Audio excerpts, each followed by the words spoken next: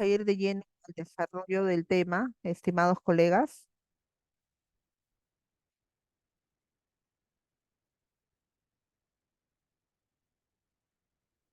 Y el día de hoy, como les comentaba, estamos domingo 13 de agosto y vamos a dar inicio a este diplomado sobre problemas de aprendizaje. Allí lo tienen ustedes en la diapositiva, ¿no? Vamos a dar inicio con el área de comunicación y específicamente con problemas del habla, ¿no? Entonces, para entrar un poco en contexto, vamos a dar algunas definiciones o algunas teorías sobre este tema, ¿no? Porque como sabemos, existen múltiples teorías, existen múltiples informes, ¿no?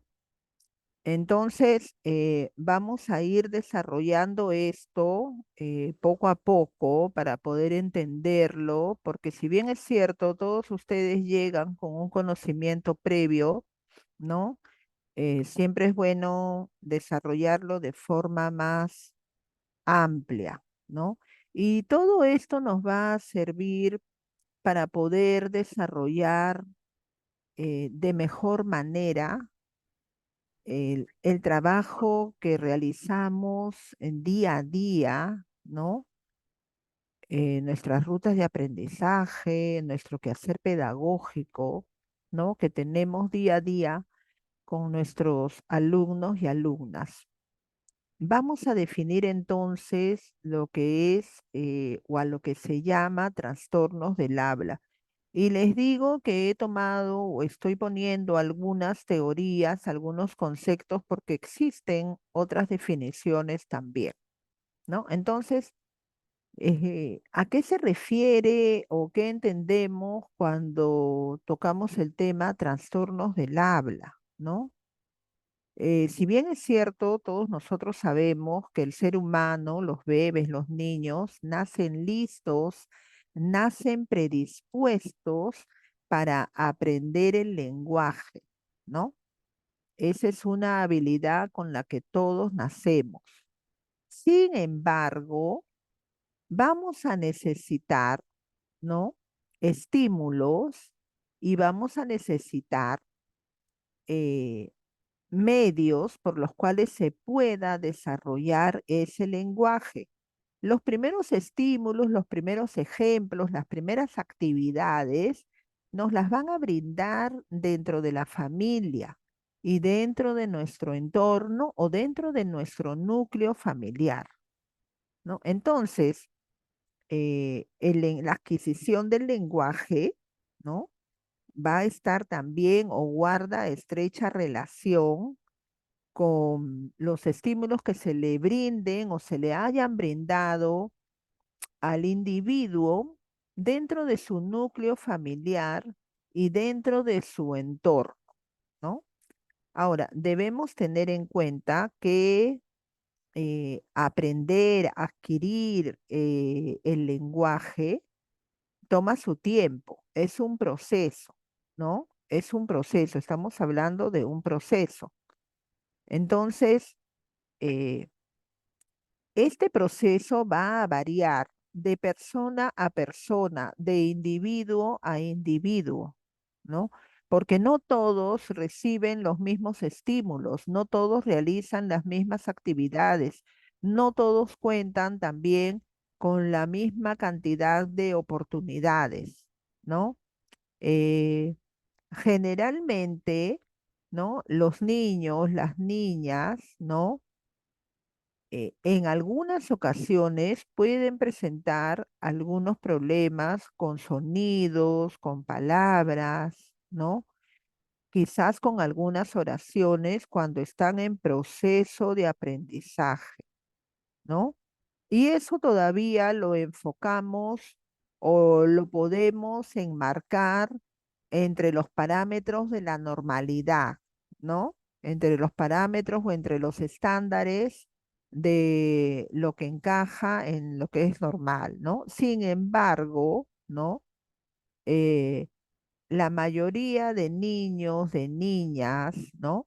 Van a ir desarrollando mejor su lenguaje, no solamente oral, sino también escrito, alrededor de los 5 y 6 años de edad, ¿no? Es decir, pero profesora o colega, entonces en los años anteriores, donde los niños, las niñas tienen menor edad, no desarrollan el lenguaje, sí, sí desarrollan el lenguaje. Están en proceso del desarrollo del lenguaje, están con la adquisición de la función del habla. Lo que sucede es que como son edades muy tempranas, muchas veces es un poco difícil detectar algún problema, algún déficit o algún trastorno del habla. Generalmente estos trastornos, estos déficits se van a hacer más notorios a la edad que les estoy comentando, aproximadamente entre los 5 y 6 años. Y si no han sido detectados a tiempo o si no tuvieron la asistencia necesaria, es decir, no fueron evaluados, no fueron diagnosticados, no siguen terapias, ¿no? Entonces, estos trastornos se van a hacer más notorios en la edad de la escolaridad. Es decir, cuando los alumnos y las alumnas ya asisten al colegio, ¿no? Entonces allí se va a empezar a notar más todo esto, ¿no? Bien, el desarrollo del lenguaje va a tener diferentes partes, ¿no? Diferentes componentes. Y los niños podrían presentar algún problema, alguna dificultad con uno de estos componentes o quizás con más componentes, ¿no? Eso varía de persona a persona, ¿no? No hay una regla exacta que determine o que se pueda estandarizar o estereotipar a todos los niños por igual, ¿no? Entonces, todo esto va a variar y va a cambiar de persona a persona. En términos generales, ¿no? La mayoría de características son similares, ¿no? La mayoría de características son similares. Sin embargo, como les digo, va a variar de persona a persona, ¿no? ¿Por qué? Porque cada ser humano tiene sus propios requerimientos, sus propias características, como ya sabemos todos nosotros, ¿no? Entonces, no podemos generalizarlo o no podríamos pretender trabajar de la misma forma con dos alumnos que tengan problema de lenguaje, ¿no? Siempre lo vamos a tener que realizar de forma diferenciada, ¿no? Bien, entonces, habiendo hecho ese paréntesis, les comentaba que el desarrollo del lenguaje está compuesto por diferentes partes, ¿no? Y se van a presentar o se podrían presentar problemas para entender lo que dicen otras personas, ¿no? Entonces, a eso lo llamamos el lenguaje receptivo, ¿no? Es decir, comprender lo que nos están diciendo, el mensaje que nos envía, ¿no? ¿Y esto a qué se debe o por qué podría darse, ¿no? ¿Por qué se puede presentar esto? Bueno, esto se podría presentar porque los niños, los alumnos, la niña, el niño, no escucha bien las palabras, ¿no? Entonces, estaríamos hablando de repente de algún tipo de lesión auditiva, ¿no? Eh, Muchas veces no entienden el significado de las palabras, no comprenden el significado de las palabras. Entonces, ese sería otro punto, ¿no? El otro aspecto podría ser problemas para comunicar sus pensamientos, sus ideas, ¿no? Utilizando un lenguaje expresivo, ¿no? ¿Y esto a qué se debe? ¿No? Bueno, esto podría ser eh, porque en algunos casos, como son muy pequeños, ¿no? Estamos hablando de preescolares todavía, ¿no?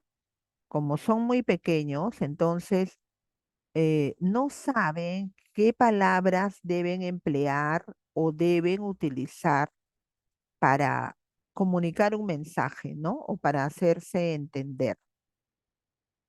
El otro aspecto que podría darse es que no saben combinar las palabras, ¿no? Es decir, no saben cómo entrelazar las palabras, cómo unirlas, ¿no?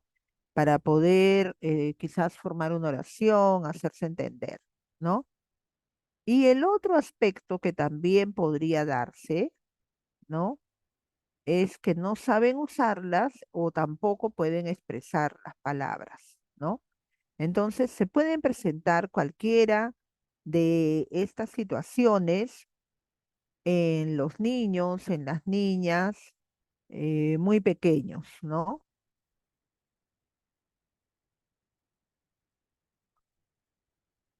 Bien, entonces, como ya hemos entrado un poco en contexto, ¿no? Estimados colegas, vamos a ir ahora sí a, a los temas de fondo y vamos a ver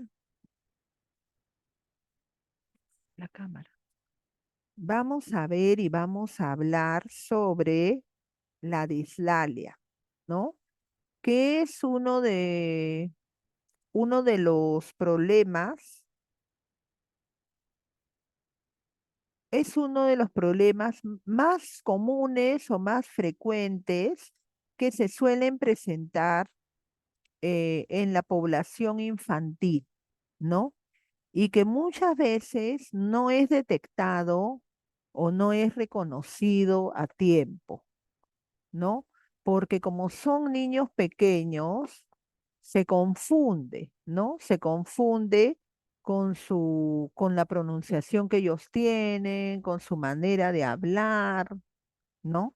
Entonces muchas veces eh, nos distraemos, ¿no? En eso pensamos que es un lenguaje infantil y no sabemos, ¿no? Cómo detectarlo. Entonces vamos a definir, ¿no? Vamos a definir qué es la dislalia. Seguramente ya tenemos una idea de la dislalia. Vamos a definir qué es la dislalia, que es, como les digo, uno de los problemas más frecuentes o más comunes que se presentan, ¿no?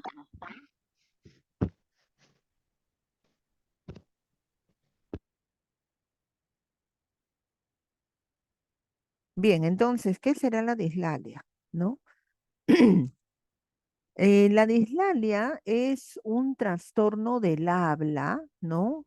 Que va a afectar la pronunciación, la vocalización, ¿no? Generalmente o mayormente en niños de corta edad, ¿no? Es decir, acá estoy hablando de preescolares, específicamente de niños del nivel de educación inicial, ¿no? Y por eso les decía yo que muchas veces se tiende a confundir, porque como generalmente los alumnos de educación inicial, bueno, ya hablo, por ejemplo, de alumnos de 2 años, 3 años, todavía como que no pronuncian bien, ¿no? Entonces, porque están en pleno proceso de adquisición del lenguaje, están aprendiendo a hablar, entonces como que se tiende a confundir. ¿Ya? Pero tenemos que estar atentos como padres de familia y como educadores, ¿no? Porque van a haber señales que nos van a demostrar que existe algún déficit, ¿no? Nos van a demostrar que existe algún déficit, que van a haber señales de alarma, ¿no? Unas señales SOS, ¿no? De que acá está sucediendo algo, acá hay algo que no encuadra lo que debería estar sucediendo, ¿no? Entonces, la dislalia tiene lugar, ¿no? Cuando se tiene dificultad, cuando se tiene problemas Ay, Dios. para articular correctamente ciertos Oh, fonemas, ¿no? Y la dislalia puede afectar en algunos casos a la articulación, ¿no? De fonemas consonánticos y o vocálicos, y además puede ser por un fonema o varios fonemas, ¿no? Generalmente cuando el niño ya tiene más o menos 5 o 6 años, ¿no? Estoy hablando del último nivel de educación inicial, les estoy dando ya desaproximadas porque no son exactas, exactas, ¿no? O cuando está en primer grado, eh, puede presentar, puede presentar problemas con las sílabas trabadas, ¿no? Su comida está allá. Puede presentar problemas con las sílabas trabadas, ¿no? Entonces allí nos vamos a poder dar cuenta, vamos a poder observar con mayor eh, notoriedad, ¿no? Que sí se está presentando realmente un problema de dislalia. ¿Y por qué? Porque a la edad de 5 o 6 años, luego les voy a mostrar una tabla en la diapositiva, el alumno, la alumna ya tiene que tener un mayor conocimiento y un mayor desarrollo del lenguaje oral, ¿no? Entonces ya eso sería una señal, una posible señal, ¿no? De que se podría estar presentando un tema de dislalia, ¿no? ¿Y cómo lo podríamos notar en un niño de 4 años, ¿no?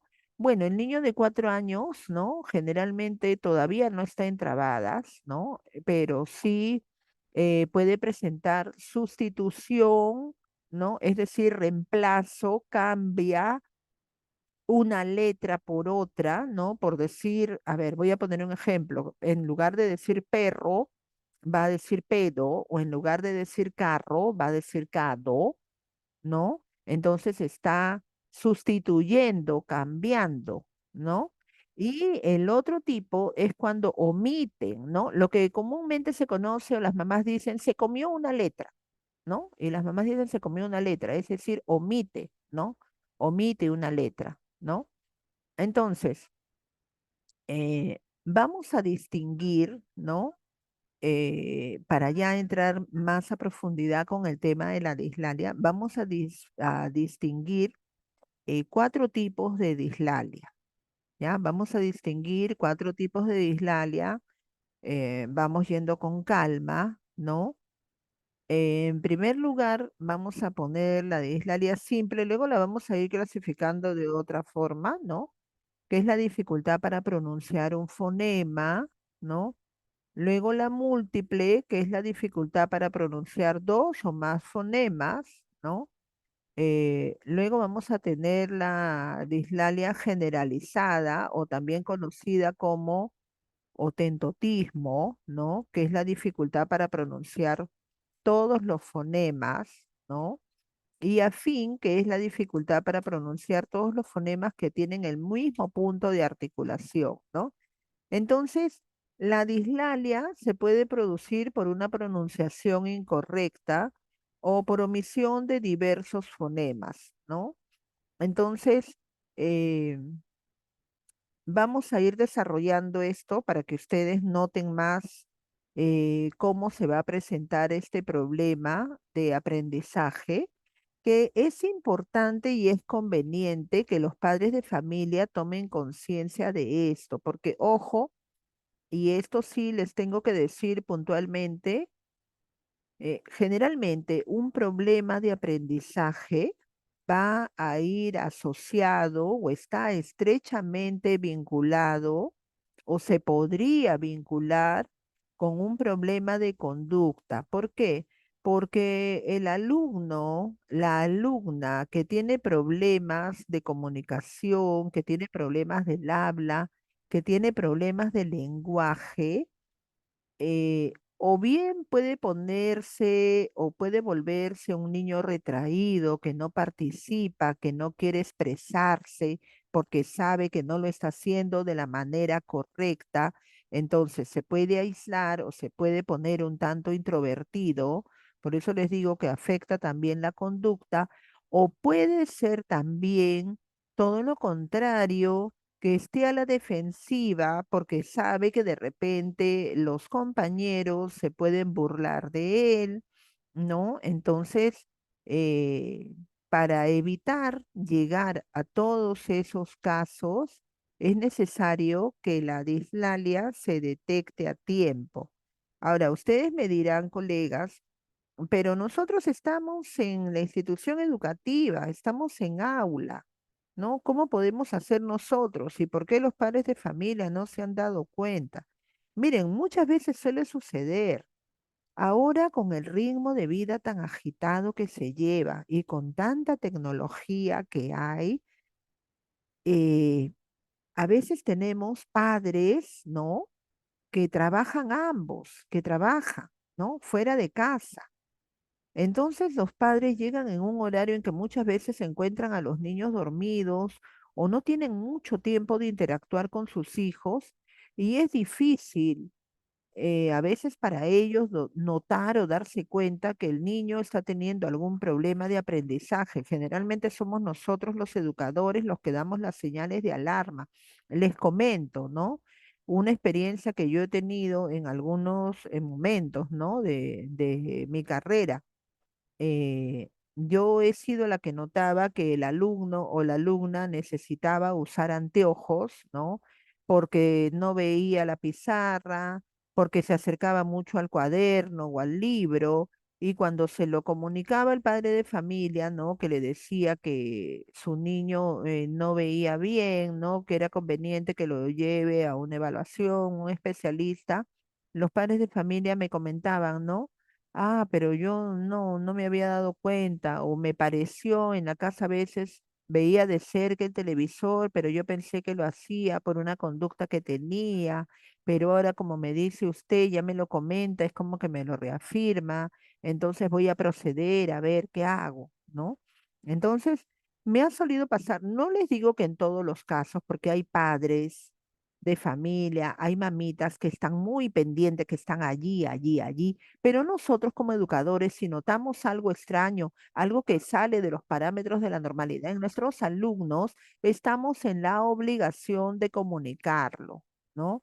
De hacerlo saber, porque eso no los va a dejar avanzar a ellos y tampoco nos va a permitir a nosotros como docentes avanzar con nuestras programaciones, ¿no? Entonces tenemos que saber qué es lo que está sucediendo con nuestros niños para también poder tomar las acciones y emplear las herramientas pertinentes, ¿no? Si bien es cierto, nosotros no somos los especialistas, estos alumnos tienen que ser derivados, evaluados y diagnosticados por especialistas, pero sí podemos eh, tener conciencia, ¿no? Y tener conocimiento de qué es lo que tienen nuestros niños para poder ver qué herramientas podemos emplear y qué actividades podemos emplear en el aula.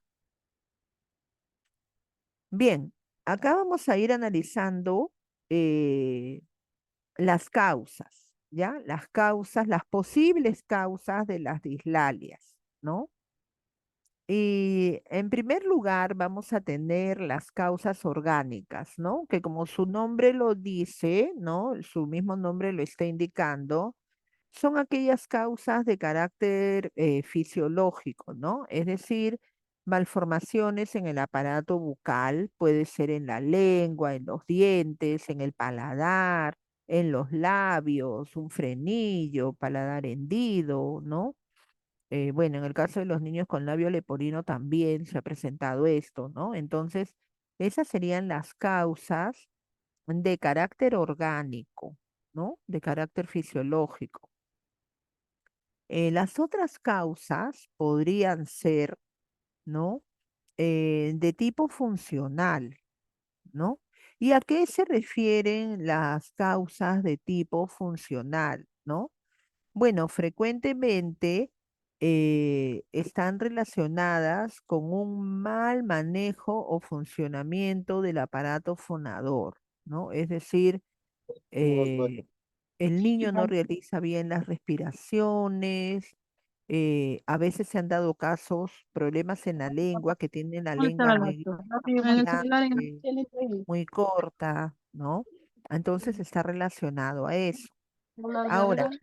en la otra causa, eh, está vinculada o está relacionada a los problemas auditivos. Y acá va a entrar la dislalia audiógena, que más adelante la vamos a explicar, la vamos a analizar, ¿no? Cuando hay problemas auditivos, estaríamos hablando de dislalia audiógena, ¿no? Entonces, ¿a qué se refiere? Que el niño, la niña no oye, no escucha bien. Y como no escucha bien, porque ustedes saben que para hablar primero tenemos que escuchar, ¿no? Entonces, como no escucha bien, no oye bien, entonces va a hablar, va a pronunciar incorrectamente, ¿no? Ciertos sonidos, de repente no todos los sonidos, pero sí ciertos sonidos, ¿no? Entonces, pero esto sería ya por un tema de repente alguna lesión auditiva, ¿no? Algún problema auditivo, ¿ya? Y luego vamos a tener eh, el otro aspecto que está relacionado a los problemas psicológicos, ¿no? Problemas emocionales, problemas de carácter psicológico, ¿no? Y acá vamos a tener una gran variedad, un abanico de factores psicológicos, ¿no? Que pueden afectar el desarrollo del lenguaje de nuestros niños, de nuestras niñas, ¿no? Y estos factores pueden ser muchos, ¿no? Por ejemplo, un trauma, ¿no? Un trauma familiar que puede ser la pérdida del padre, la pérdida de la madre o de un ser muy querido como un abuelito, un hermano, problemas de separación de los padres, ¿no? De repente cuando por motivos de trabajo, los padres se cambian de domicilio constantemente y el niño están que lo cambian de colegio constantemente, de institución educativa, el niño se adapta un año, 2 años a una institución educativa y luego lo trasladan a otra y entonces andan como gitanos, ¿no?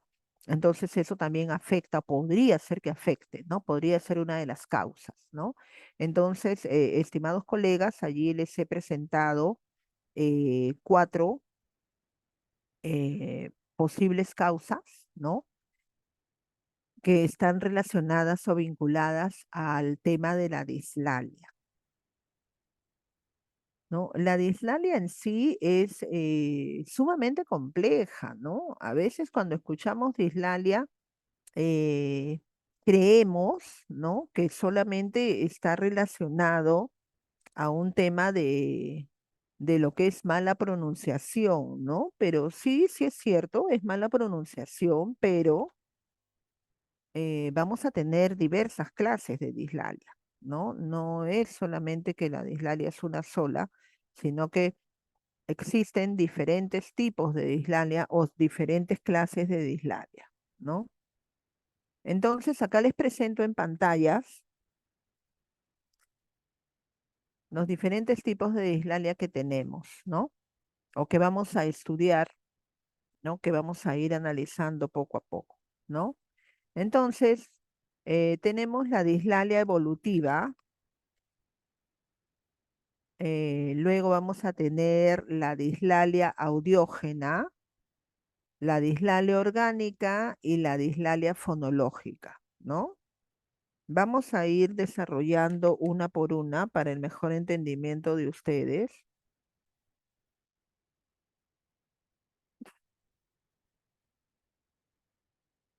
Vamos a empezar por la dislalia evolutiva. ¿Ya?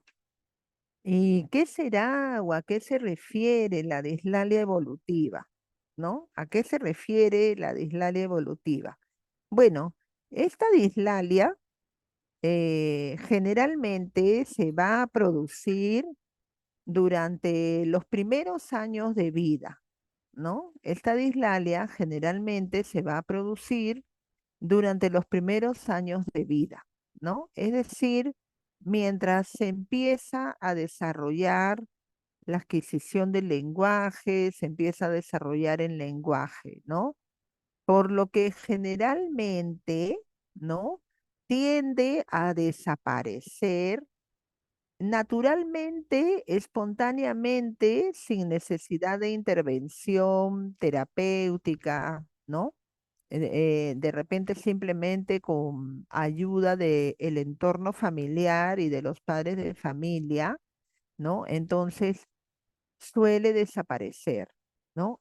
Suele desaparecer, si es que es dislalia evolutiva, ¿no? Es la que en sí va a tener lugar en la primera fase de desarrollo del lenguaje infantil, ¿no? En la cual el niño, la niña, el alumno, la alumna es capaz de repetir por imitación, ¿no? Las palabras que escucha, ¿no? Y que muchas veces lo hace de forma incorrecta, ¿no? Desde el punto de vista fonético. A veces los alumnos, los niños, las niñas pronuncian de forma incorrecta porque los adultos también le están transmitiendo ese tipo de pronunciación. Ejemplo, ¿a qué se refiere, Miss? ¿A qué se refiere, colega? Ejemplo, cuando tenemos niños muy pequeños o cuando hay niños muy pequeños en casa, ¿no? Muchas veces, y bueno, no generalizo, no digo en todos los hogares, pero en algunos hogares al niño le enseñan mal, ¿no? Por ejemplo, cuando quiere ir al baño, cuando quiere evacuar, ¿no? En lugar de decirle, ¿quieres evacuar? ¿Quieres hacer popó? Y si quiere mencionar, ¿quieres hacer pipí? ¿No? Y si quieres su leche o quieres su biberón, ¿quieres teta? ¿No? Entonces le van diciendo palabras o el niño va creciendo, va aprendiendo ese tipo de lenguaje distorsionado, ¿no? Y que el niño lo aprende porque el niño es como una esponjita, ¿no? Sabemos nosotros que él va a aprender lo que nosotros le enseñamos. Entonces, si queremos que hable correctamente, los primeros que tenemos que hablar correctamente somos nosotros, ¿no? Los padres de familia y los agentes educadores, ¿no? Y toda la comunidad educativa, ¿no? Entonces, bueno, para ir yendo por partes o aclarándolo, ¿no? Entonces vamos a tener la dislalia evolutiva, que es una de las más sencillas, por llamarlo de alguna manera. ¿Por qué? Porque ya lo hemos dicho, puede desaparecer de forma espontánea, ¿no? Sin necesidad quizás de alguna intervención ya muy especializada, ¿no? Por los motivos que ya les dije. Acá tienen unos ejemplos. Tráele las croquetas. Acá tienen unos ejemplos, ¿no? Por ejemplo, generalmente en dislalia más se suele confundir la D, ¿no? Con la R, con la D, ¿no? Cuando son muy pequeños. Y cuando ya son más grandes, lo que yo les decía, las trabadas, ¿no? Por ejemplo, cra, cre, cri, tra, tre, tri, dra, dre, dri, pra, pre, pri, ¿no? Fla, bla, ¿no? Suelen confundir estos fonemas, ¿no? Allí tienen el ejemplo, ¿no? El niño que se le traba la R, ¿no? Y la niña que en lugar de decir Coca-Cola, ¿no? Ahí está diciendo Totatola, ¿no? Es una dislalia por sustitución, ¿no? Es decir, está reemplazando, ¿no? Una letra por otra, ¿no? A eso es lo que llamamos también por sustitución. Bien, seguimos, ¿no? Ahora vamos a entrar a lo que es la dislalia audiógena, ¿no? Eso les había comentado también eh, anteriormente, ¿no? Eh, Se dice, se presume, ¿no? Se cree que generalmente la dislalia audiógena eh, está vinculada, está asociada con una deficiencia o con un problema o con un déficit auditivo, ¿no? Significa o quiere decir, en otras cosas, ¿no? Que el niño, la niña, ¿no? Que no escucha bien, que no oye bien, no va a articular correctamente las palabras, confundirá los fonemas, ¿no? Que tienen alguna semejanza, ¿no? porque al no poseer o al no contar con una correcta discriminación auditiva, ¿no? Entonces, no, ¿y por qué? ¿Y por qué no, no puede tener una buena discriminación auditiva? Porque tiene un problema, ¿no? O una deficiencia auditiva, ¿no? Entonces, a este tipo o a esta clase de alteraciones se les denomina o van a recibir por nombre las dislalias audiógenas, ¿no? Es decir, ¿dónde está su centro de déficit o dónde radica el problema de las dislalias audiógenas, ¿no? El centro, ¿no? De las dislalias audiógenas va a ser pues en los oídos, ¿no? Porque hay un déficit, hay una alteración, hay una deficiencia auditiva, ¿no? Entonces, la deficiencia auditiva se va a presentar con alteraciones del lenguaje, ¿no? Va a presentarse con alteraciones del lenguaje. Fundamentalmente se puede presentar en el tono de voz, en la pronunciación, ¿no? Entonces, y bueno, ustedes me dirán, ¿no? Mirsi, ¿qué se puede hacer, colega? ¿Qué se puede hacer en estos casos? Bueno, sugerencias, ¿no? Nosotros en primer lugar nos tenemos que valer de la observación, ¿no?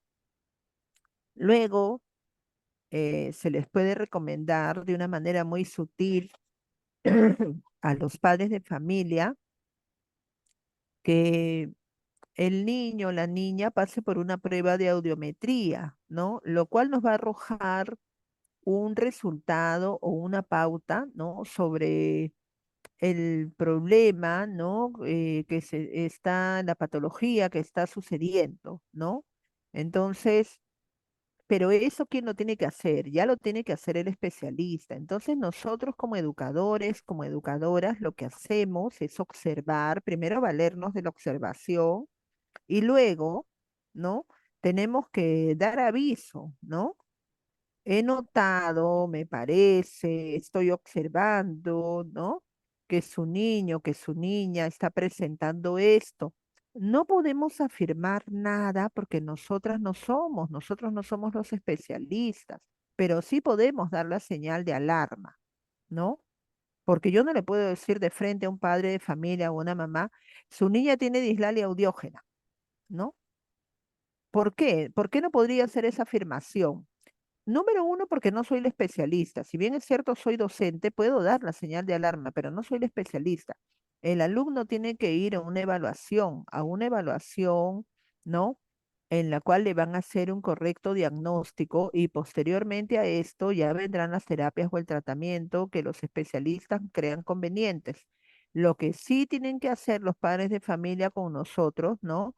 Es darnos el informe o decirnos qué es lo que tiene en realidad nuestro alumno, nuestra alumna, para nosotras saber qué herramientas o con qué herramientas podemos contar para poder ayudar, colaborar con el aprendizaje de estos alumnos y que no se queden atrás o no se queden en el camino, ¿no? Porque todos tienen derecho a aprender, ¿no? Todos necesitan aprender, pero para esto es como cuando colegas nos ha pasado que tenemos niños con problemas de conducta, que eso lo trataremos ya más adelante cuando nos toque el área de personal social cuando el alumno presenta problemas de conducta, ¿no? Generalmente nosotros nos comunicamos con su psicólogo, ¿no? Con su terapeuta o la terapeuta, el terapeuta piden comunicarse con nosotros para realizar un trabajo de manera paralela, de manera conjunta, ¿no? Es decir, el terapeuta nos dirá, ¿no? ¿Sabes qué? Que usted tiene que emplear estas estrategias en el aula, tiene que realizar estas actividades, ¿no? Inclusive, bueno, a mí me ha pasado, ¿no? Cuando yo he tenido un niño autista, ¿no? En el aula, la psicóloga venía, ¿no? Claro que eso ya está coordinado, ¿no? Con las autoridades de la institución educativa, la psicóloga venía 2 veces al mes para observar el trabajo dentro del aula del niño, ¿no? Del alumno, ¿no? Obviamente, pues no se quedaba todo toda la jornada educativa, ¿no? Era solamente por un periodo de 1 hora, ¿no? Pongámosle 2 horas, pero era necesario para que observe, ¿no? Si la terapia o el tratamiento que se les está dando los resultados, ¿no? Que se esperan o tenemos que corregir tanto el especialista como nosotros, ¿no?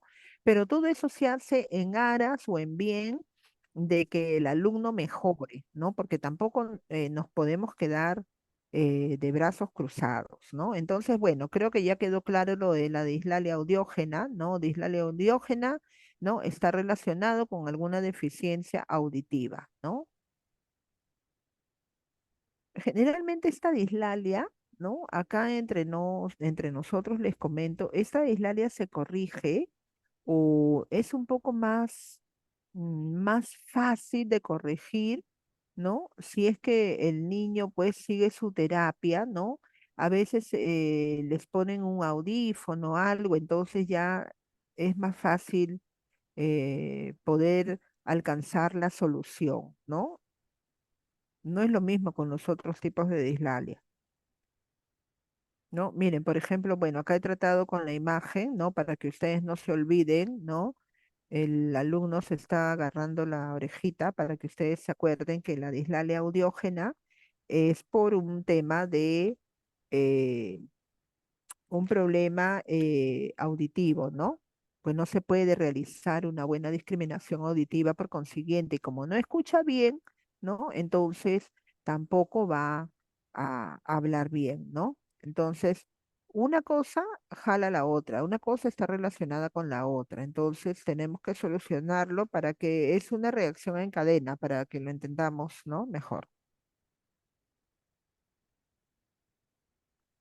Bien, ahora vamos a adentrarnos en lo que es la dislalia orgánica, ¿no? ¿A qué se llama o a qué se refiere o de qué trata, ¿no? La dislalia orgánica, ¿no? En la dislalia orgánica se van a presentar alteraciones, ¿no? De la articulación y la causa, ¿no? De este tipo de dislalia orgánica, ¿no? Generalmente es de tipo fisiológico, ¿no? Eh, en algunos casos se pueden encontrar afectados los centros neuronales cerebrales, ¿no? Que reciben el nombre de disartrías, ¿no? Y forman parte de las alteraciones del lenguaje, ¿no? De los deficientes motóricos, ¿no? Del lenguaje. Y si nos referimos a anomalías o malformaciones de los órganos del habla, ¿no? Por eso le decimos o recibe el nombre de dislalia orgánica, porque se van a ver o se podrían ver involucrados órganos del habla como son los labios, ¿no? Les estaba diciendo anteriormente el labio leporino, ¿no? O malformación del labio, ¿no? Tipo el labio muy encorvado, problemas en la lengua, ¿no? Hay personas que tienen la lengua muy grande, muy corta, muy gruesa, muy delgada, paladar hendido, ¿no? En la lengua también puede presentar el frenillo, ¿no? Entonces se les va a llamar diglosias, ¿no? Eh, Se va a denominar entonces dislalia orgánica, ¿no? A aquellos trastornos de la articulación que están motivados por alteraciones orgánicas, ¿no? Es decir, hay algún problema, ¿no? Hay alguna deficiencia, ¿no? En los órganos que intervienen para la función del habla, ¿no? Inclusive también los dientes, ¿no? Inclusive también los dientes, o sea, no es solamente lengua, labios, paladar, ¿no? Inclusive también entran los dientes, ¿no? Entonces, cuando la alteración afecta a los órganos del habla por anomalías anatómicas o malformaciones orgánicas de los mismos, ¿no? Se les tiende a llamar diglosias, ¿no? Algunos autores, algunos estudiosos, algunos científicos engloban, ¿no? Dentro de la dislalia orgánica, ¿no? Como un aparato más de la dislalia audiógena, ¿no? Es decir, como que lo unen, ¿no? Lo ponen de manera conjunta. ¿Y por qué? Porque esta va a estar motivada por una alteración o déficit sensorial, ¿no? Y como tal, puede considerarse de origen orgánico, ¿no? Entonces, para no confundirnos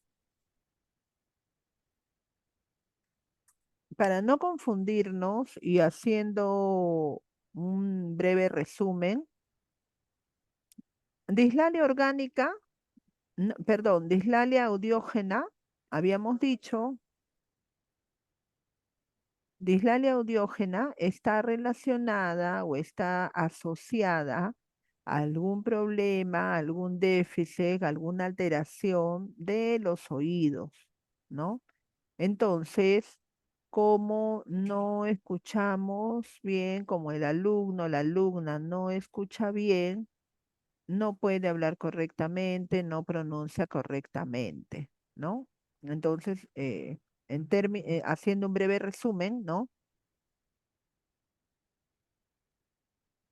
Esa sería la dislalia audiógena, ¿no? En la dislalia orgánica estamos diciendo que se van a ver involucrados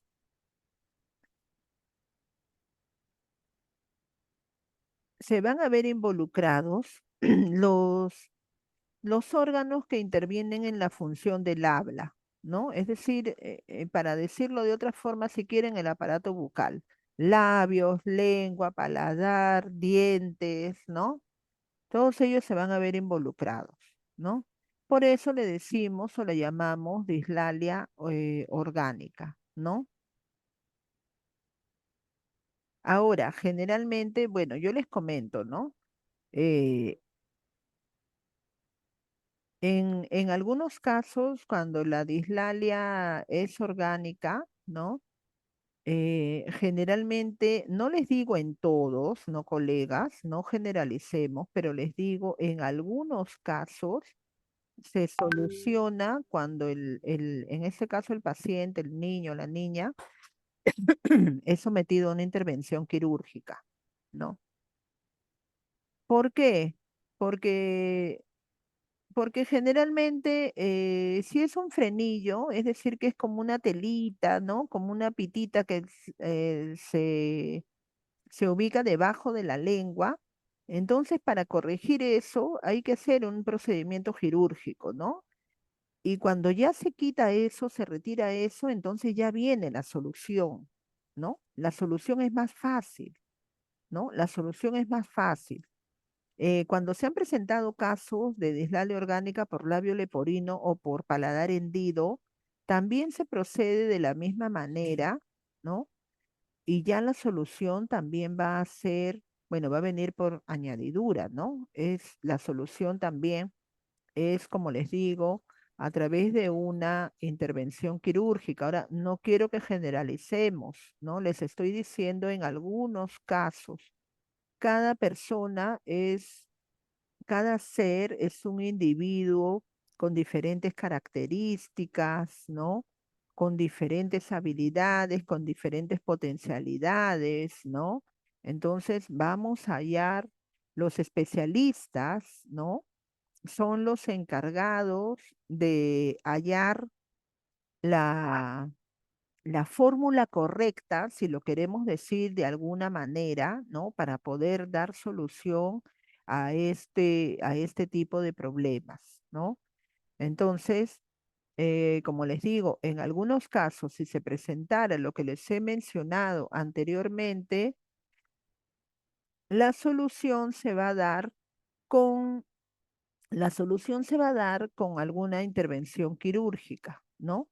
Pero si no, bueno, los especialistas van a ser los encargados, ¿no? De encontrar la causa, la solución, ¿no? Para poder darle pie al problema, ¿no? Darle abordar, un abordaje al problema que se está presentando, ¿no? Entonces, eh, como les decía, algunos autores engloban la dislalia orgánica, ¿no? Dentro de la dislalia audiógena, ¿no? ¿Por qué? Porque ellos, bueno, lo manejan de la manera de que, bueno, también el oído, ¿no? Es un órgano, ¿no? Si lo vamos a ver de esa forma. Pero lo hemos separado, ¿por qué lo hemos separado? Para un mejor estudio, ¿no? Para un mejor estudio.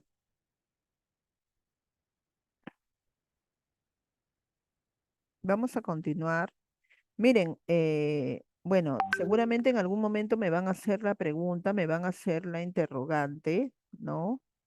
¿Quién es la persona? ¿Quién es el terapista? Bueno, estos son trabajos multidisciplinarios, ¿no? Intervienen diferentes tipos de profesionales, pero generalmente eh,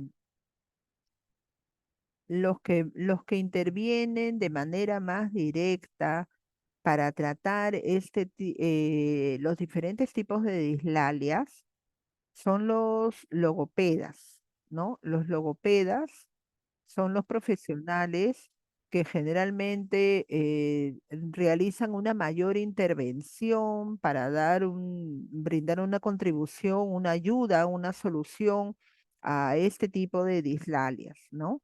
El logopeda, pues, es el profesional que se, que se dedica a detectar las alteraciones del lenguaje, de la voz, ¿no?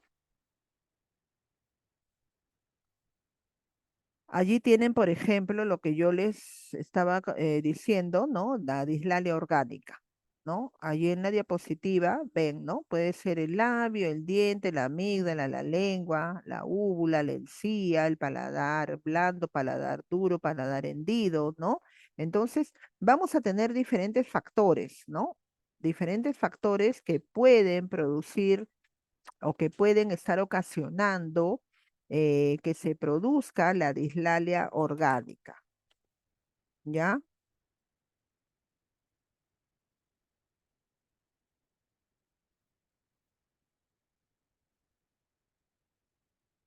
Bien, ahora vamos a enfocarnos en lo que es la dislalia fonológica, ¿no? Vamos a enfocarnos en lo que es la dislalia fonológica. Y bueno, particularmente para mí, la dislalia fonológica eh, es una de las más difíciles, si lo queremos llamar de alguna manera, ¿no? Porque como les había estado comentando, en algunos casos, en la dislalia orgánica, la solución, no en todos los casos, pero en la mayoría de los casos, la solución va a ser de tipo quirúrgico, ¿no? Con la operación del labio, del paladar, ¿no? Entonces, y ya la solución va a ser más pronta, más rápida, ¿no? No más corta, porque sí, luego de una intervención quirúrgica viene la terapia, ¿no? Pero sí quizás eh, más identificable, ¿no? En la dislalia audiógena también les había estado comentando que si es un problema auditivo, bueno, a veces, y no digo siempre, poniéndoles una prótesis, es decir, un audífono, ¿no? Entonces también ya se contribuye a la solución o a la mejora de esta patología, ¿no? Pero en la dislalia fonológica es una de las que más demora y es más demandante, más desgastante y requiere más terapias, no solamente para el niño, para la niña, sino para los padres de familia y para nosotros mismos los educadores, ¿no? En otras palabras, corregir la dislalia fonológica nos va a tomar años, ¿no? No va a suceder en meses, ¿no? No los quiero desalentar, no los quiero desanimar, pero sí hay que ser realista, ¿no? Y es multidisciplinaria, ¿no? ¿Y por qué? Por los puntos que les voy a explicar a continuación, ¿no? La dislalia fonológica es un tipo de dislalia en la cual la alteración, el déficit se va a producir en la percepción y en la organización auditiva y en la programación de los sonidos que forman las palabras. La dislalia fonológica produce errores en la producción y en la articulación de los fonemas, ¿no? A consecuencia de una mala discriminación auditiva, ¿no? Una discriminación auditiva no funcional, una discriminación auditiva errónea, que va a provocar errores comunes, como son los siguientes, ¿no? Dificultades en el análisis temporal de fonemas dentro de una secuencia, ¿no? Dificultades en la producción espontánea, omisión de sílabas o fonemas, ¿no? Que era lo que yo les decía, omisión es cuando se dice que el niño se come una letra o se come dos letras, ¿no?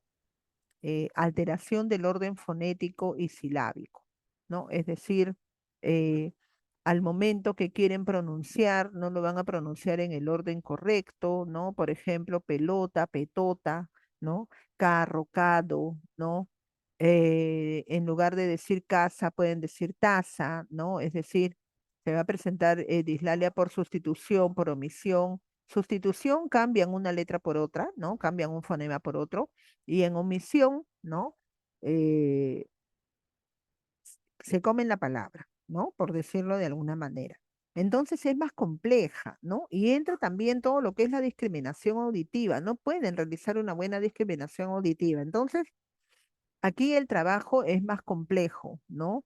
Porque se van a tener que emplear eh, diversos tipos de ejercicios que van a variar según el grado de dificultad que tenga cada alumno, ¿no?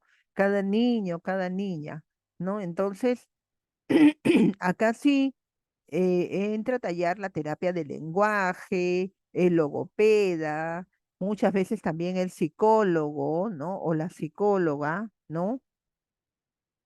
Y bueno, lo que nos queda por nuestra parte como educadores, como educadoras, es continuar el trabajo y con estrategias dentro del aula, ¿no? Con estrategias que muchas veces nos dan ya los terapistas que están a cargo del alumno, ¿no? Ahora, acá hay un tema, vamos a hacer un paréntesis, ¿no? Acá hay todo un tema. Cuando nosotros, perdón, cuando nosotros detectamos o notamos, ya no vamos a decir detectamos porque no somos los especialistas, pero cuando nosotros notamos, observamos, nos damos cuenta que nuestro niño, que nuestra niña presenta alguno de estas anomalías, estos déficits, estos problemas, ¿no? Y lo comunicamos, muchas veces no lo comunicamos nosotros directamente al padre de familia, ¿no? Sino que lo comunicamos a nuestras autoridades y luego a través de la psicóloga, del psicólogo, se le cita al padre de familia y ya se le comunica, ¿no? ¿Cuál es la primera reacción que tiene el padre de familia? El papá, la mamá, ¿no? En primer lugar, la reacción que tienen, caliente, pues, la reacción que tienen es, bueno, como todo padre de familia, ¿no? Cuando nos dicen que nuestro niño, que nuestra niña tiene algún problema, alguna enfermedad, en algunos casos la persona niega, ¿no? O se resiste a aceptarlo, ¿no? No le parece, se han confundido, obsérvenla bien, hay que observarlo bien, yo no creo, es porque mi niño, mi niña es muy pequeño, muy chico, de repente se le va a pasar cuando sea más grande. Entonces, eh, al primero, a los primeros que tenemos que hacer entender mm, esta dificultad que se está presentando es con nuestros padres de familia. Una vez que el padre de familia toma conciencia de esto, ya vamos a poder obtener su colaboración. Y cuando digo colaboración, ¿en qué sentido? Me refiero a que su colaboración para que tome la decisión de llevar a su niño o a su niña a una evaluación con el especialista que corresponda. Cuando el niño es sometido a una buena evaluación, va a tener un diagnóstico correcto, un diagnóstico certero. Y cuando tiene un diagnóstico ya certero, puede proceder con las terapias. Cuando no es bien diagnosticado, ¿no? Cuando no es bien evaluado, cuando no se hace una evaluación a conciencia, no hay un buen diagnóstico o el diagnóstico puede ser erróneo y por consiguiente la terapia no va a rendir o no va a dar los resultados que nosotros quisiéramos, que nosotros esperáramos. Entonces hay que ir a los especialistas correctos. Que toma su tiempo, sí, toma su tiempo. Que muchas veces tenemos que invertir dinero también, porque no hay muchos sitios a través del MINSA, es decir, Ministerio de Salud, hay, pero para conseguir una cita y todo, toma mucho tiempo. Entonces, el tema es, yo creo que ya tomando conciencia de esto, ¿no? El padre de familia tomando conciencia de el problema que está presentando su niño, ya es un gran paso, ¿no? Es un gran avance, ¿no? Y luego ya hay que llevarlo a los especialistas para que le hagan la evaluación correcta, ¿no? Y en base a eso vamos a poder tener herramientas para poder trabajar en aula, ¿no? Miren, acá tenemos, por ejemplo, ¿no? En la diapositiva, ¿no? Cómo se les hace toda una confusión, ¿no? Un enredo, la pronunciación, las letras, por eso que allí las letras están enredadas, como para que podamos entender cómo se sienten ellos, ¿no?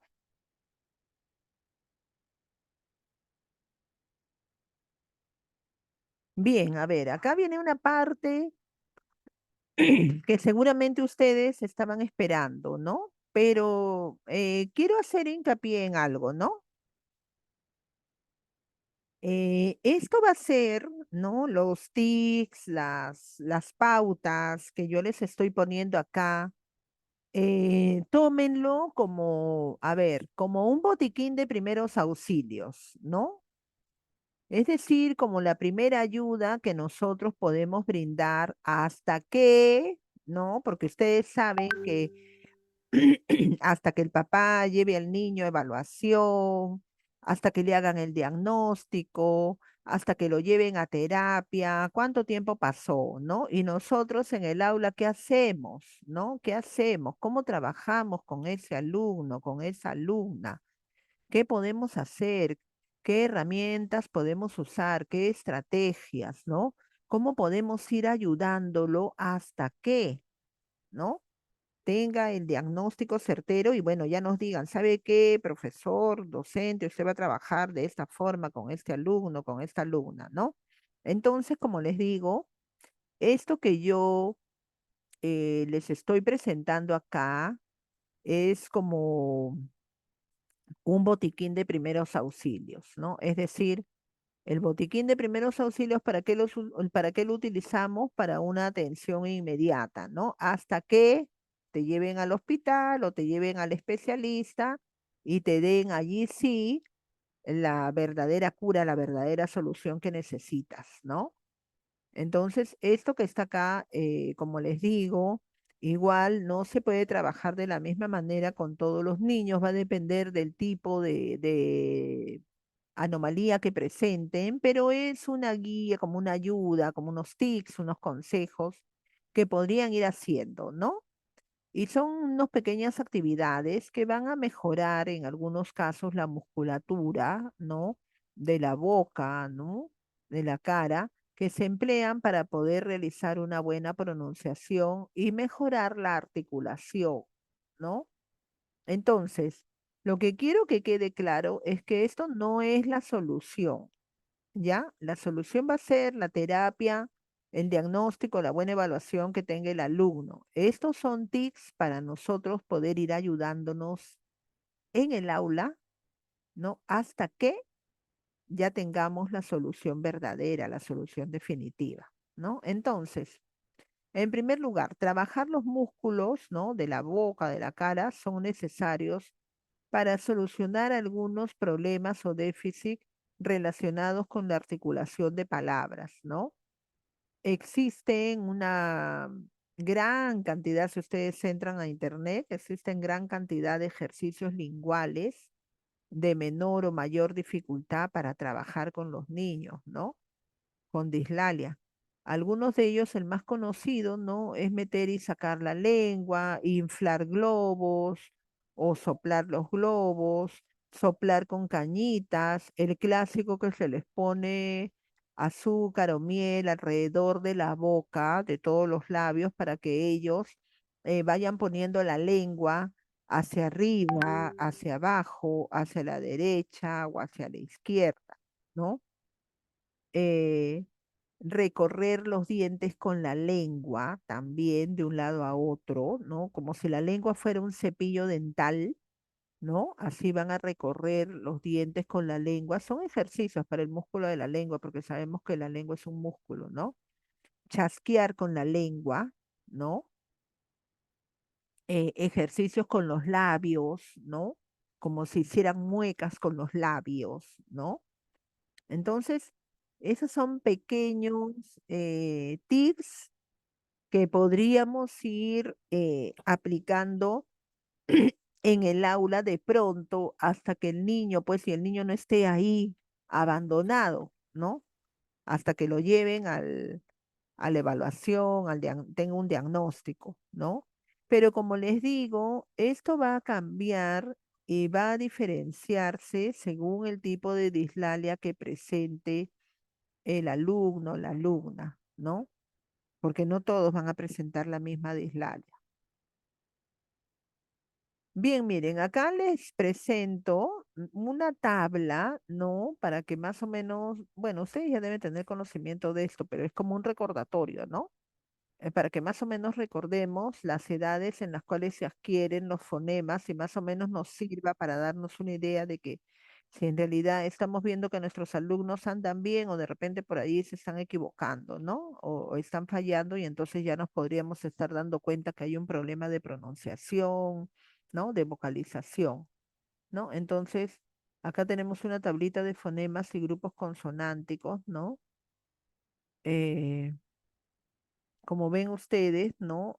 Las trabadas, ¿no? Mayormente las vamos a encontrar entre los 5 o 6 años, ¿no? Lo que es sílabas directas o consonantes directas las vamos a encontrar entre los 3 años y los 4 años, ¿no? Ahora, ¿para qué me sirve esta tabla? Quiere decir que si mi alumno tiene 5 o 6 años, ¿no? Y no pronuncia bien las trabadas, ¿no? Entonces ese es un SOS de que por ahí está sucediendo algo, porque ya está en edad de hacerlo, ¿no? Le puedo dar un tiempo de tolerancia por X motivos, pero si ya ha pasado ese tiempo de tolerancia, yo noto que todos mis alumnos están hablando correctamente, pero este niño de 5 o 6 años que ya debe estar pronunciando bien, se enreda todavía, entonces esa sería una señal de que por allí está sucediendo algo, ¿ya? Tómenlo como una guía, ¿ya? Tómenlo como una guía. Bien, ahora, bueno, hasta allí hemos avanzado con lo que es dislalias.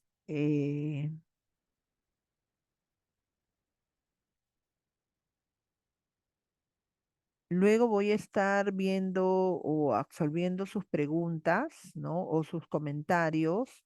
Vamos a entrar a lo que es disfemia o tartamudez, ¿no?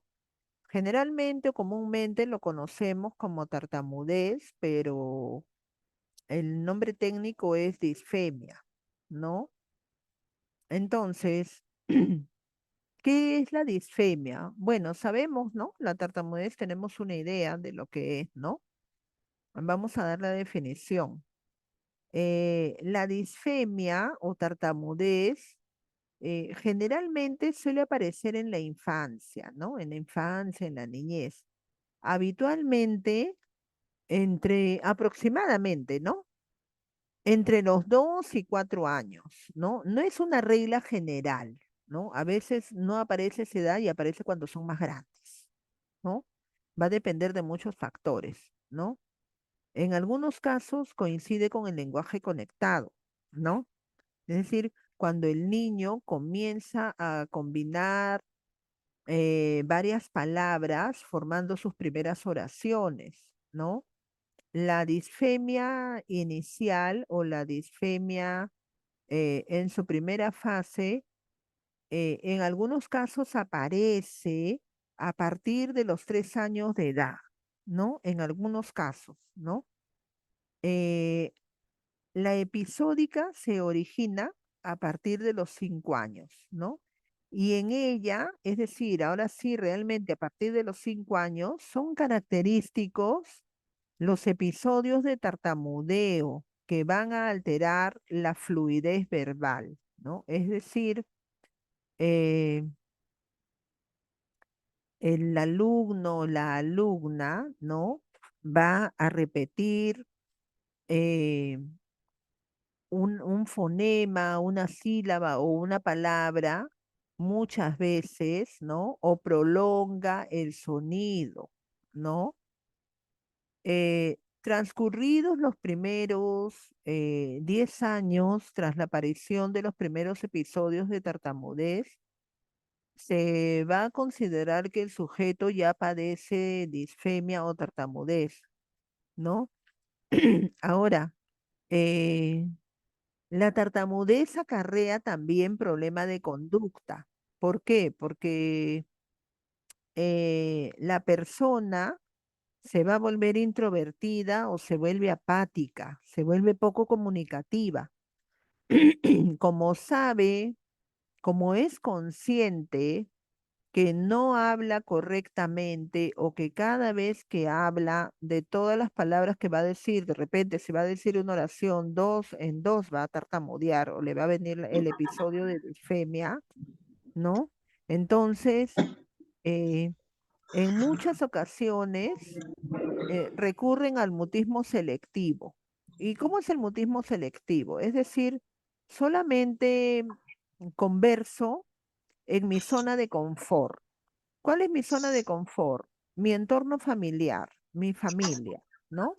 Cuando estoy con mi familia en mi casa, converso, porque yo sé que así ellos me escuchen un episodio de tartamudez o de disfemia, no se van a burlar de mí, no me van a mirar mal, ¿no? Entonces voy a tener aceptación o comprensión, ¿no? O resiliencia dentro de flexibilidad, ¿no? Empatía dentro de mi zona de confort, es decir, dentro de mi núcleo familiar, ¿no? O dentro de hasta de mi núcleo social, ¿no? Porque la tartamudez no solamente es de la niñez, la tartamudez se arrastra hasta la adultez, ¿ah?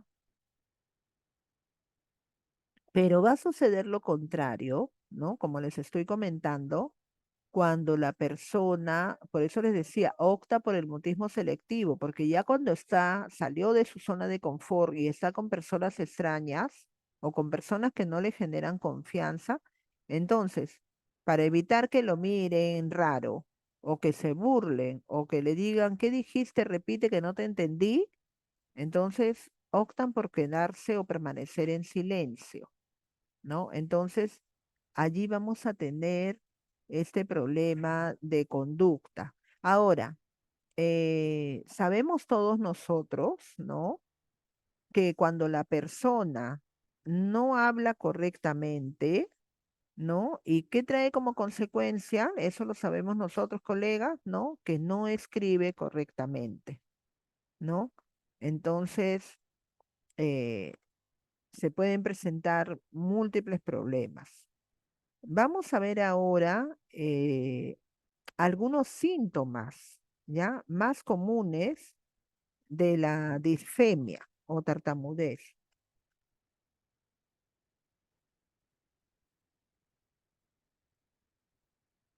En primer lugar, van a presentar manifestaciones lingüísticas, ¿no? Es decir, el uso de muletillas verbales, ¿no? lenguaje redundante, frases incompletas. ¿Por qué frases incompletas? Porque pueden haber dicho tres palabras bien, pero cuando ya sienten que van a venirles la disfemia o la tartamudez, cortan, se quedan ahí callados, ¿no?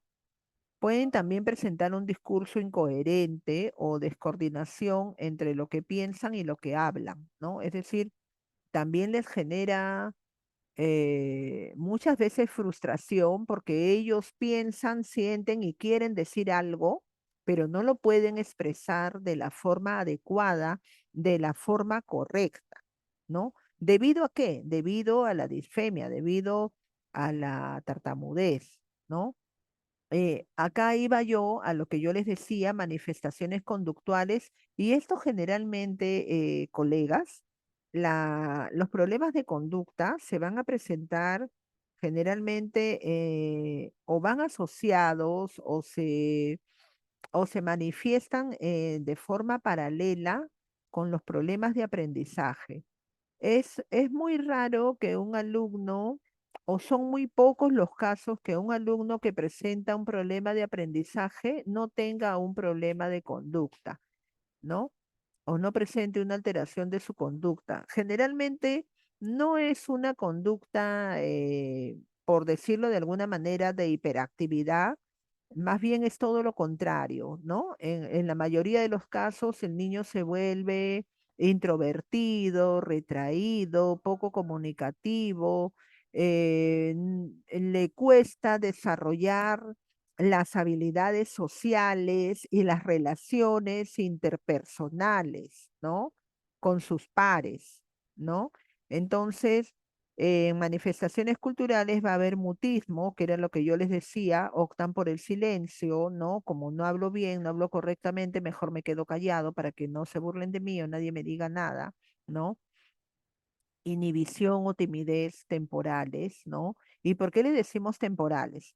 Porque está tímido o manifiesta una conducta de inhibición cuando salió de su zona de confort, pero cuando vuelve a su zona de confort, a su núcleo familiar o a su entorno social, donde ya lo conoce, entonces salta, grita, juega, baila, ¿no? ¿Por qué? Porque tiene aceptación dentro de ese grupo social, ¿no? En algunos casos van a mostrar ansiedad a la hora de comunicarse. ¿Y cómo se manifiesta esa ansiedad? Sudoración de las manos, a veces temblores. Por ejemplo, estos niños que presentan disfemia o tartamudez eh, casi no exponen, ¿no? No les gusta exponer, les cuesta mucho trabajo realizar una exposición o un trabajo en grupo, ¿no? ¿Por qué? Porque tienen miedo de hablar, ¿no? Tienen miedo de hablar, tienen temor a que los vayan a juzgar, ¿no? De la forma como están hablando, ¿no? Entonces también la tartamudez o disfemia, en algunos casos, y no digo en todos, va a ir acompañada de manifestaciones corporales, ¿no? ¿Y qué manifestaciones corporales, profesora, colega, no? Bueno, manifestaciones corporales como tics, ¿no? Desarrollan tics, tics nerviosos, ¿no? Puede ser que se cojan la nariz, que se agarren la cabeza, se toquen la oreja, ¿no? Espasmos, ¿no? De repente hipertensión, ¿no? Es decir, puede subirles la presión, ¿no? Es decir, entran en un calor súbito, ¿no? Un calor repentino, ¿no? O respuestas psicovalgánicas, ¿no? Que era lo que yo también les decía, sudoración, no solamente de las manos,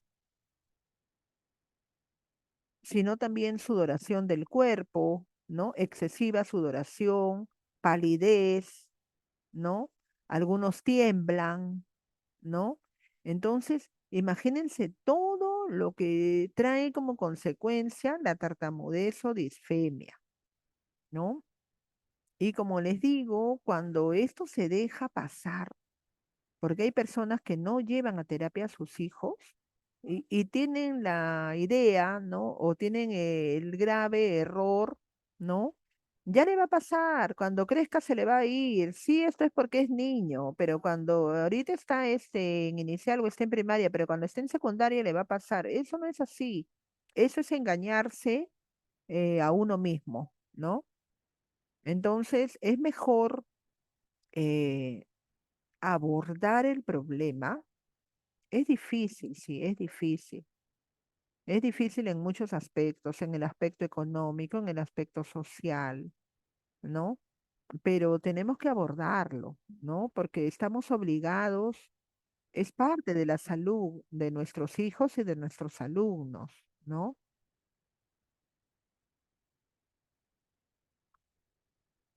Miren, acá también hay un niño, miren, el niño todo sudando, nervioso, hasta se practica también la onicofagia, ¿no? La onicofagia es cuando se comen las uñas, se muerden las uñas, también les da todo esto, son trastornos nerviosos ya que vienen añadidos, ¿no? A todo esto, ¿no? La tartamudez o disfemia es un trastorno entonces del habla, para ir resumiendo, ¿no? Es un trastorno del habla, ¿no? Y se va a caracterizar por interrupciones, ¿no? Por interrupciones de la fluidez del habla, bloqueos o espasmos, ¿no? Bloqueos o espasmos, ¿no? Entonces, esto, como yo les decía, viene acompañado generalmente de tensión en la cara. Su carita se les pone rígida, se les pone dura, ¿no? El cuello, tienen miedo, tienen estrés, ¿no? Eh, Estas disfluencias o bloqueos son la expresión visible de la interacción de determinados factores orgánicos, psicológicos y sociales, ¿no? Entonces, la pregunta del millón, ¿la tartamudez necesita terapia? Claro que necesita terapia, necesita intervención, no se puede dejar así nomás, ¿ya? Sola no va a pasar. ¿Ya? No va a pasar sola. Necesita intervención. Ahora, si no hay una intervención, la tartamudez continúa, ¿ya? La tartamudez continúa, la tartamudez avanza, se va a incrementar más. Y como les digo, no va a ser solamente un trastorno del habla, sino que va a ir acompañado ya a un trastorno de conducta o algún trastorno psicológico que son los que les estoy mencionando acá. Ya, entonces, atención, ¿no? A hacer un buen abordaje de todo esto, ¿no? Para poder encontrar soluciones y herramientas y estrategias para trabajar con nuestros alumnos, con nuestras alumnas que podrían presentar este déficit. Bien, vamos a ver ahora los tipos de tartamudez, porque no es así de simple, nada más la tartamudez.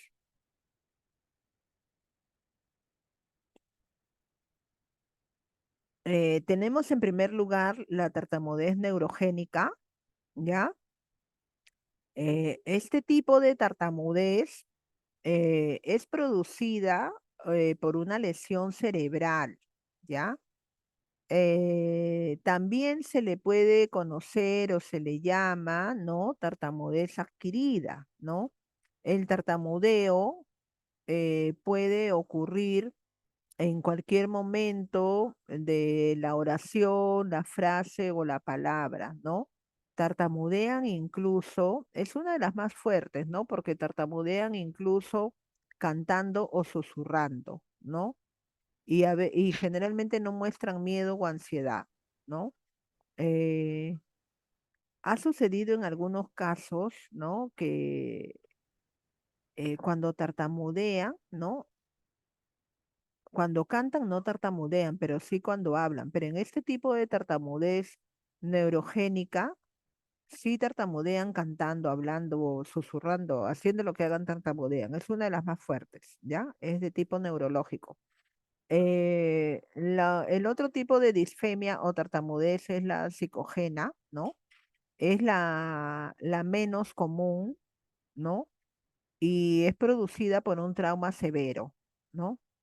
De repente en el momento del nacimiento, del parto, ¿no? O por un golpe, ¿no? O por un accidente cerebrovascular, ¿no? Un derrame cerebral. ¿no? Se produce, ¿no? La tartamudez de desarrollo, ¿no? Este tipo de disfemia o de tartamudez es el tipo más común, ¿no? ¿Y a qué se refiere este tipo de tartamudez? Bueno, esto va a ocurrir o va a suceder cuando el alumno, cuando la alumna está aprendiendo el lenguaje, está aprendiendo el habla a partir de los 2 a 5 años, ¿ya? Cuando el niño está aprendiendo estructuras gramaticales, ¿no? Más complejas, tiene deficiencias propias de este aprendizaje, ¿no? Y se denomina disfemia funcional, ¿no? Algunos reaccionarán adecuadamente, ¿no? Recuperándose de esta fase, de esta etapa, ¿no? Y otros, ¿no?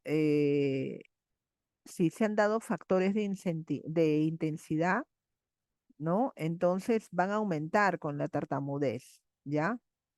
Eh, la tartamudez va a ser más fuerte, ¿no? Y mm, muchas veces es inevitable ocultarlo, ¿no? Entonces, es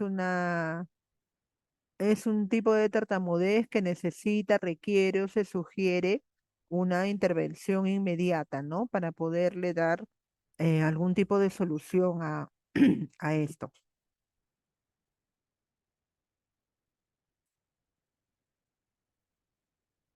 Bien, vamos a ver ahora, seguimos, ¿no? Con lo que es la disfemia o tartamudez. Existen, ¿no? Tres tipos, ¿no? Que se van a diferenciar de persona a persona. La tónica, ¿no? La disfemia tónica, que se caracteriza por las múltiples interrupciones ocasionadas, ¿no? Por espasmos, ¿no? Porque en algunas ocasiones la tartamudez viene acompañada, viene asociada de espasmos, ¿no? O sea, no solamente la persona tartamudea, es decir, repite el sonido, sino que empieza a realizar algún tipo de temblores, espasmos, ¿no? Durante estos episodios muestra rigidez, tensiones faciales en la cara, ¿no? Y es la que presenta el diagnóstico más difícil.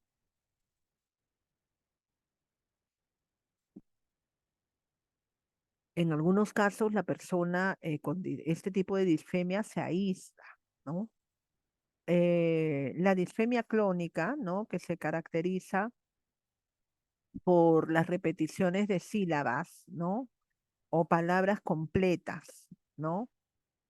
Más frecuentemente la consonante acompañada con una vocal, ¿no?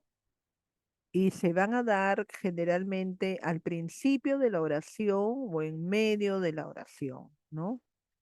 Y la disfemia tónico-clónica o mixta, ¿no? Que esta vendría a ser la más común o, bueno, está fallándome un poco la cámara. A veces me veo, a veces no me veo. No sé si me ven o no me ven.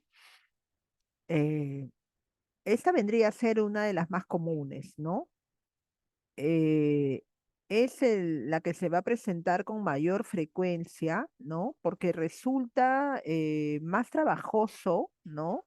Resulta más difícil encontrar a un disfémico puro o a un disfémico clónico, ¿no? La mayoría combinan ambos síntomas, ¿no?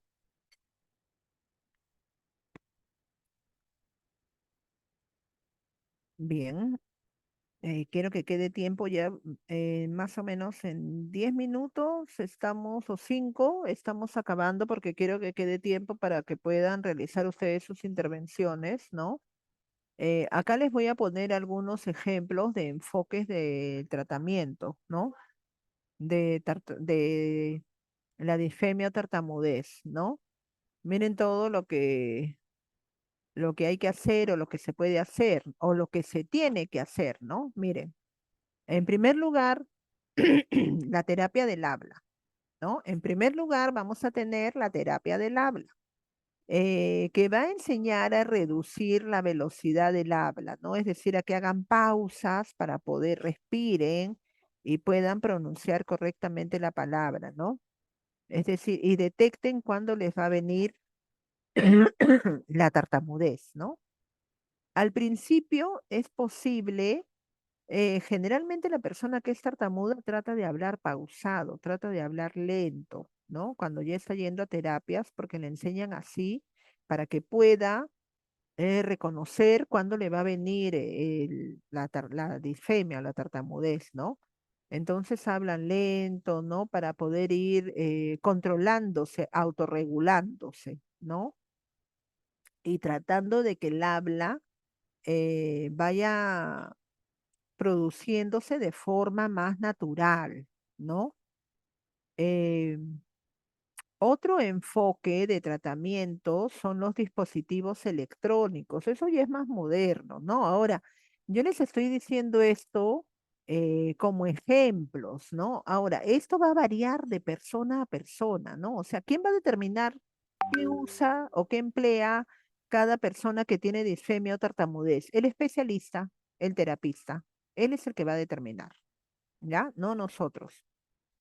Los dispositivos electrónicos, les decía, ¿no? Existen varios dispositivos electrónicos en el mercado, ¿no? Disponibles para mejorar la fluidez del lenguaje, ¿no? Es decir, la recepción retrasada del sonido, que hace que tengas que disminuir la velocidad del habla, ¿no?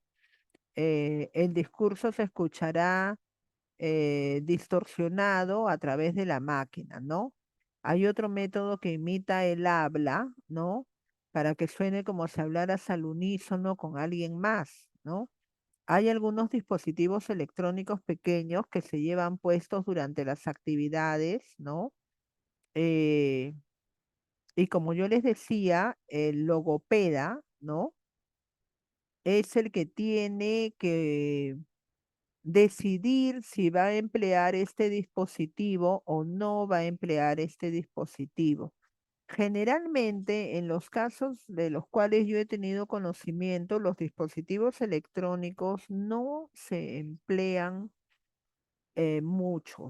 Es muy poco el uso, el empleo de este tipo de dispositivos. Generalmente se emplea la terapia del habla, ¿no?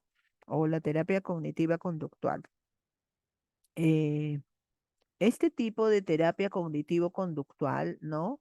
Va a enseñarle al paciente a identificar, a reconocer y a modificar las formas de pensamiento que podrían empeorar la tartamudez. Es decir, si el paciente se pone nervioso o la persona, el individuo se pone nervioso o empieza a entrar en estrés, en una situación de estrés, ¿no? Entonces ya le va a venir la tartamudez, ¿no? Porque los nervios, el estrés van asociados también con la tartamudez. Entonces, también le puede ayudar el aprender a resolver sus problemas de estrés, de ansiedad, de autoestima, ¿no? Porque todos estos problemas van a estar vinculados, asociados, ¿no? A lo que es la disfemia o tartamudez, ¿no? Y bueno, otro punto que contribuye mucho a todo esto es la interacción entre padres e hijos, ¿no? Lo que yo les he venido diciendo desde un inicio de la conferencia, ¿no? La participación de los padres en la práctica de estas técnicas es fundamental, ¿no? Para ayudar a los niños a afrontar esto, ¿no? Y no solamente la tartamudez, la disfemia, todos los problemas o las situaciones difíciles de la vida que se les puedan presentar a ellos, ¿no? En especial con algunos métodos, ¿no? Hay que seguir las pautas de los especialistas, en este caso del logopeda, para determinar cuál es el mejor enfoque que pueda realizar tu niño, ¿ya?